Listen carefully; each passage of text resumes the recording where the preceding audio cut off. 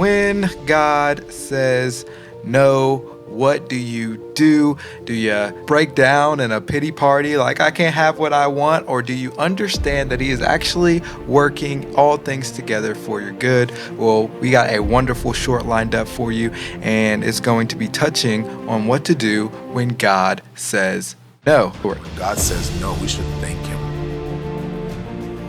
I know somebody right now knows what I'm talking about. There are things that you prayed for that now that you look back, you're like, thank God you didn't give that to me.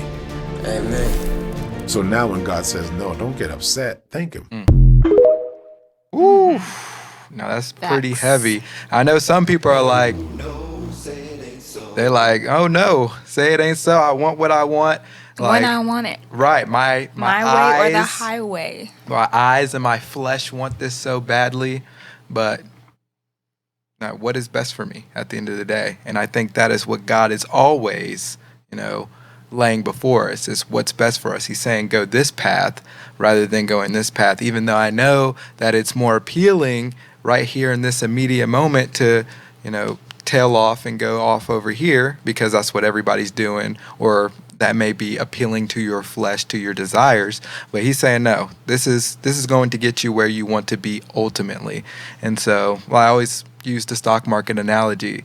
A lot of people want to just time the market or, get in to something that's going to make them rich all of a sudden. Mm-hmm. But if you're just consistent with your, putting money into the stock market and making smart choices over the long term, you'll have way more money than you would have if you just, hit big.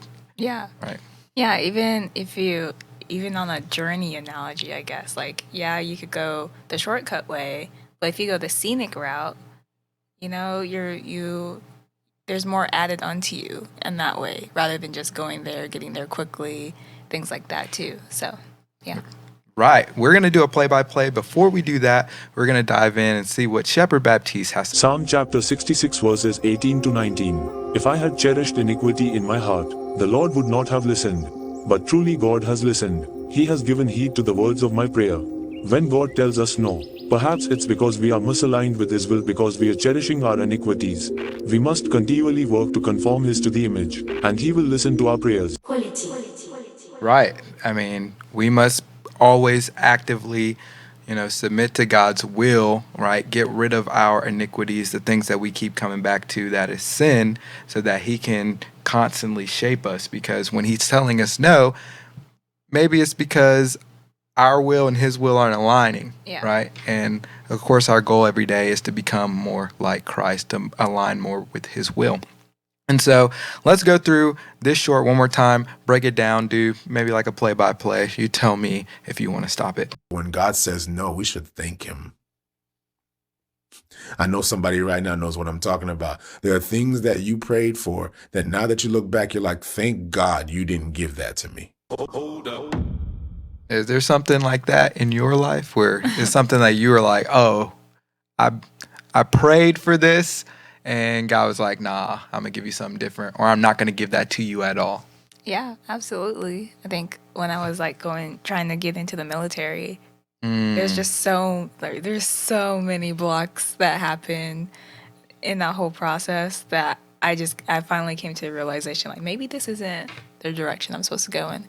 So then I pursued another direction, which was IT, cybersecurity stuff, and that just flowed so easily. It was crazy. Wow. So yeah, I definitely think no's can be an opportunity for redirection in your lives, realignment, and things like that too. So.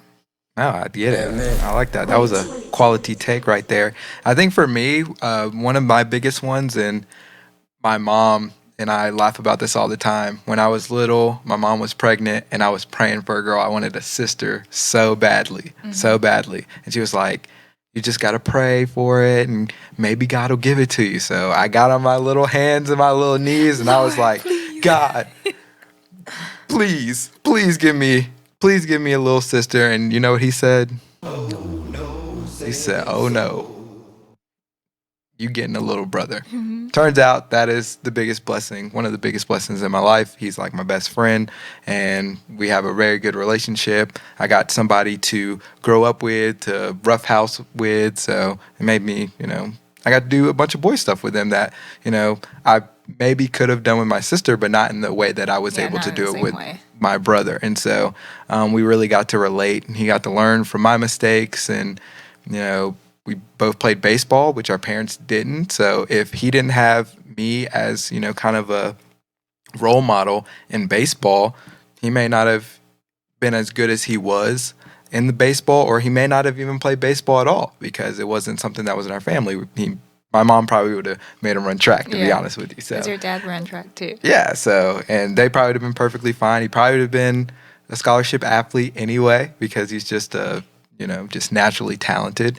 And so, yeah, everything works out. And so sometimes God telling us no, it could be as a result of our iniquities, but it could be because it's just not part of the better plan for our overall life. God can see, beyond what we can see. And it's the same thing with our parents too. It's like your parents should tell you no sometimes when you're a kid because they have higher wisdom, and although they don't know the future, they know that, hey, you probably need to look both ways before you cross the road. You can't just be, just unaware of these things, or something bad may happen, or different things like that come up, and your parents have wisdom because they've lived more life. And so God is obviously older than all of us. He was there at the beginning. He will be there at the end. And so we should always trust in his ultimate plan because he has the ultimate wisdom and guide for our life.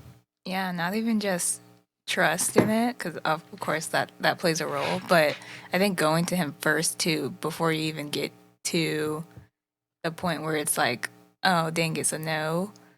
I think you go to him first and you kind of like already have an idea if that would be even an option. Right. Yeah. No, I like that. Let's check out some more of the short. So now when God says no, don't get upset. Thank him. Yes. So don't get upset. You should thank him. That's an interesting take. It's like, have you ever been told no by somebody, by your parents, by your friend, and been like, thank you? Right. Like right off the bat. Like, no. You generally, you're upset. You're a little mad. You're like, oh, why? Like, why would you tell me no? You're supposed to be my friend. You're supposed to be my mom. You're supposed to be my dad. You're supposed to be here for me. Or even with like significant others, like if your significant other is like no, and you're like, I've never been told no before. I don't know what you're talking about. What is this word? No. Exactly.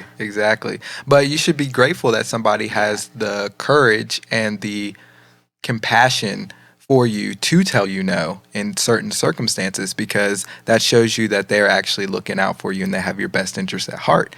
And so before we get into our points, let's hear what Lady Zipporah has to say. Being told no is not always a bad thing. When we receive the answer no from God, that is an opportunity to receive protection and realignment to his will. It is better to be blocked from something than to find ourselves in a mess. Quality. She said it. It's better to be blocked by something than to be in a mess.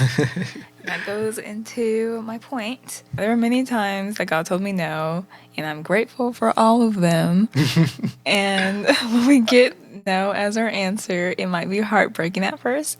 Instead, use that as a time to be prayerful and seek what God wants us to do next. Yeah, I think that's a very good point, because, it's a time to, ask God, well, why'd you tell me no, right? You should thank him. Be like, okay, thank you for telling me no. All right, you're smarter than I am.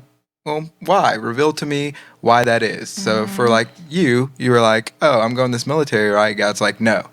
Well, why don't I need to join the military? God, what do you have for me? All right. And if you're not open to that, you could be so callous that you miss what God has for you and you stay stuck for a very long time. So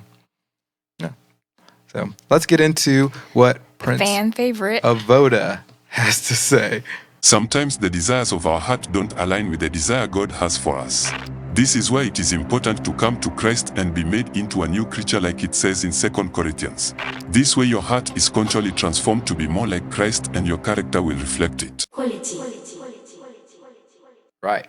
Your character will reflect what is in your heart. Just like Prince of Otis says, that leads right into my point, which is God is always guiding us towards the better version of who we can be, the Christ improved version. So when he tells us no, it is because he has the foresight for what is best for us to step into who we were called to be.